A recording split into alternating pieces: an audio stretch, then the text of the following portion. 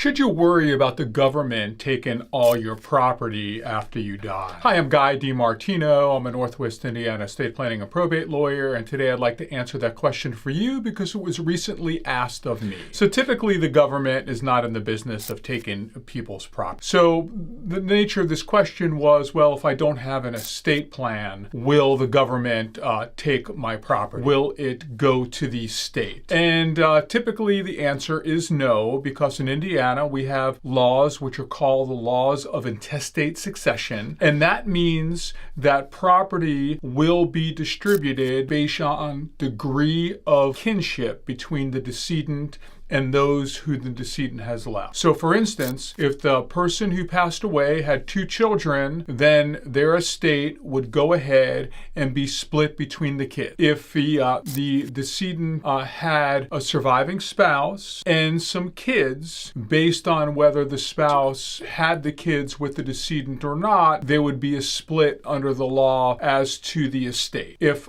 there are no kids living and no spouse living, then you would look to the grandchildren. So you'd look down familial line. So the only time that the property will escheat, and that means go to the state, would be when there are no degrees of kinship that are left for the deceased. So typically, if you die without an estate plan, without a will, the law will have a way in which your property will be transferred. On the other hand, if you do have or received a lot of care for Medicaid and you're over the age of 55, you have to go ahead when somebody passes away, you have to give notice to Medicaid, and Medicaid might go ahead and file a lien against the estate or against the property. So those are the issues that you might have with the government. And of course, there could be a whole bunch of other issues. You know, did the decedent have tax liens, IRS liens, things along those lines? But that is way beyond the topic for this video. If you have any questions, you can always reach out to me. I am Guy DiMartino. Have yourself a great day.